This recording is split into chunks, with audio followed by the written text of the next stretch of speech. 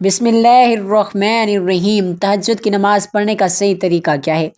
بہت سے لوگ نہیں جانتے۔ اکثر لوگ تہجد کی نماز پڑھتے تو ہیں لیکن چند ایک غلطیاں کرتے ہیں۔ تہجد کی نماز کی نیت کیسے کریں؟ تہجد کی نماز میں سورۃ اخلاص کتنی بار پڑھنی چاہیے ہوتی ہے؟ 8 مرتبہ، 6 مرتبہ، 4 مرتبہ یا صرف 2 مرتبہ؟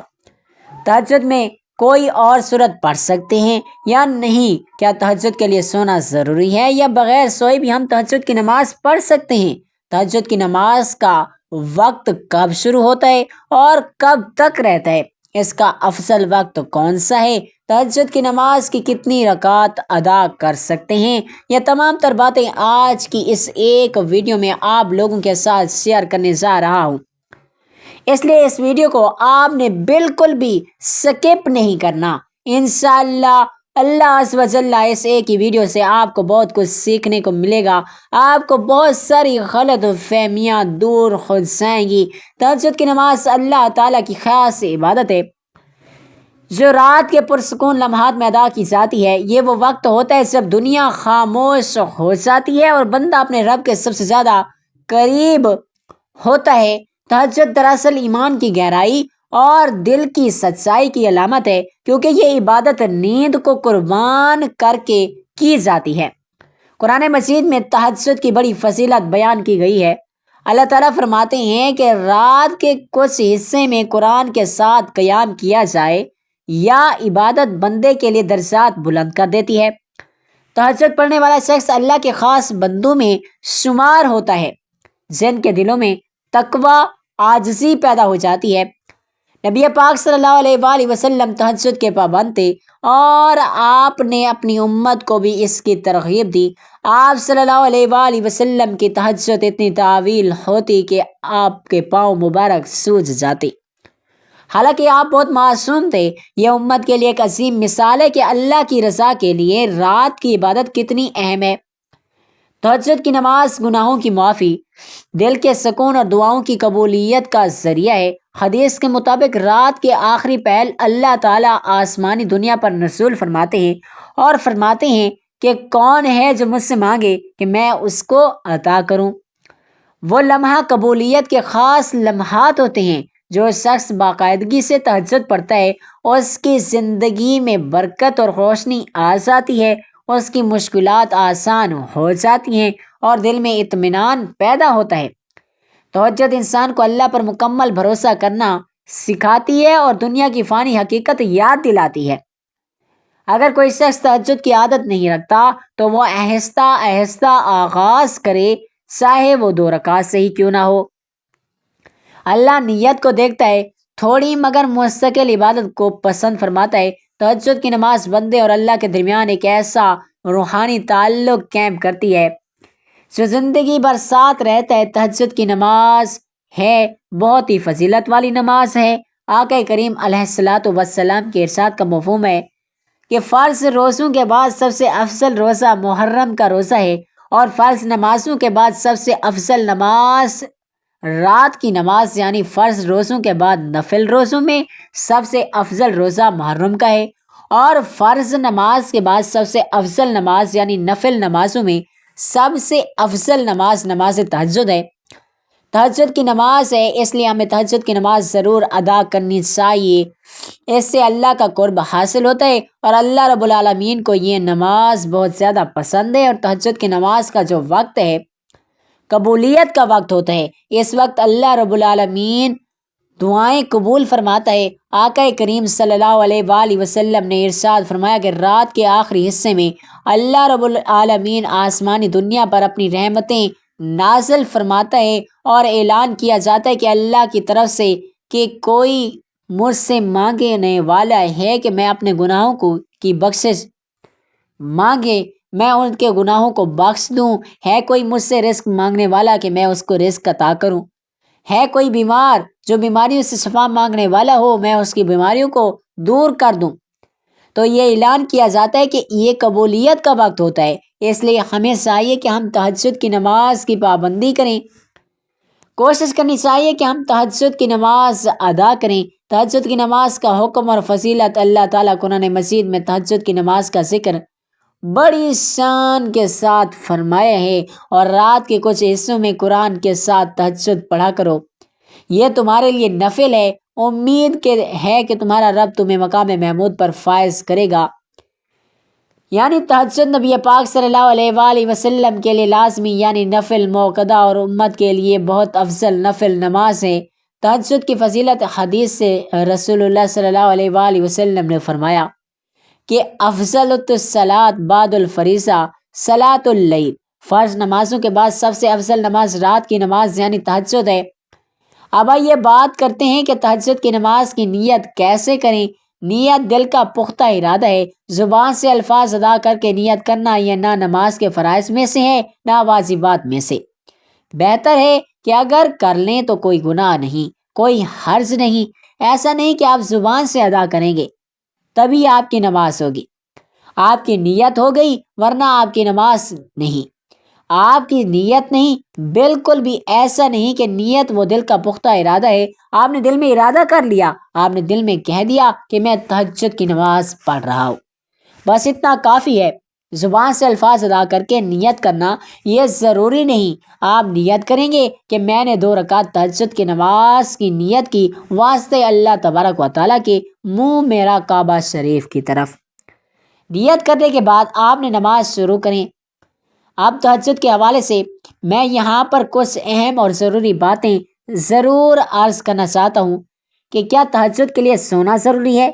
دیکھیں، اس میں علماء کرام کا اختلاف ہے۔ بعض علماء فرماتے ہیں کہ اس کے لیے سونا ضروری نہیں ہے، اور بعض علماء فرماتے ہیں کہ اس کے لیے سونا ضروری ہے۔ اصل جو ہے وہ تہجد کی نماز بیدار ہونے کے بعد جو نماز ادا کی جائے وہ تہجد کی نماز ہے۔ جو علماء کرام فرماتے ہیں کہ اس کے لیے سونا ضروری نہیں ہے، وہ بھی یہی کہتے ہیں کہ افضل یہ ہے کہ نیند سے بیدار ہو کر تہجد کی نماز ادا کی جائے۔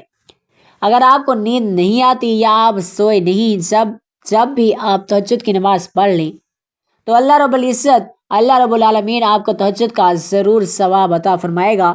حضرت ابن عباس رضی اللہ تعالی عنہ سے روایت ہے کہ رسول اللہ صلی اللہ علیہ وآلہ وسلم کبھی رات کے شروع میں، کبھی درمیان میں اور کبھی آخر میں تہجد پڑھتے تھے، لہذا سونا افضل ہے، شرط نہیں۔ اب یہاں پر بات کرتے ہیں کہ تہجد کی نماز کا وقت کب شروع ہوتا ہے اور کب تک تہجد کا وقت رہتا ہے۔ دیکھیں، تہجد کی نماز کا وقت جب آپ عشاء کے 4 فرض ادا کر لیتے ہیں، آپ کے لیے تہجد کا وقت شروع ہو گیا ہے۔ رات کے کسی بھی حصے میں آپ نیند سے بیدار ہو کر اٹھ کر تہجد کی نماز ادا کر سکتے ہیں، اور اس کا آخری وقت طلوع فجر ہے۔ یعنی جیسے ہی آپ فجر کی نماز کا وقت شروع ہو گیا، اب تہجد کی نماز کا وقت ختم ہو جائے گا۔ یعنی عشاء کی نماز کا جب تک وقت ہے، تہجد کا وقت ابھی ہے، آپ تہجد پڑھ سکتے ہیں۔ جیسے ہی فجر کی نماز کا وقت شروع ہوگا، عشاء کا وقت ختم ہوگا، اب تہجد کی نماز کا وقت ابھی ختم ہو جائے گا، اور اسی طرح اس کا افضل وقت جو ہے وہ رات کا آخری حصہ ہے، یعنی جو سحری کا وقت ہوتا ہے، یہ سب سے افضل وقت ہے۔ اس وقت تہجد کی نماز ادا کرنا سب سے افضل ہے، کیونکہ اس وقت اللہ رب العالمین آسمانی دنیا پر اپنی رحمت نازل فرماتا ہے، اور اس وقت اعلان کیا جاتا ہے کہ جس طرح کہ میں نے پہلے حدیث کا مفہوم بیان کیا ہے کہ اب ہم بات کرتے ہیں کہ تہجد کی نماز کی کتنی رکعت ہم پڑھ سکتے ہیں۔ ناظرین، تہجد کی نماز آپ 2 رکعت بھی پڑھ سکتے ہیں، آپ 4 رکعت بھی پڑھ سکتے ہیں، 8 بھی پڑھ سکتے ہیں، اسی طرح 12 رکعت بھی پڑھ سکتے ہیں۔ 12 رکعت نبی پاک صلی اللہ علیہ وآلہ وسلم سے ثابت ہیں۔ آپ کے پاس وقت زیادہ ہے، آپ 6 رکعت پڑھ لیں، آپ 4 رکعت پڑھ لیں، آپ 8 رکعت پڑھ لیں، اسی طرح آپ 12 رکعت بھی پڑھ سکتے ہیں۔ اگر وقت کم ہے تو 2 رکعت بھی آپ پڑھ سکتے ہیں، آپ کو تہجد کی نماز کا ثواب مل جائے گا۔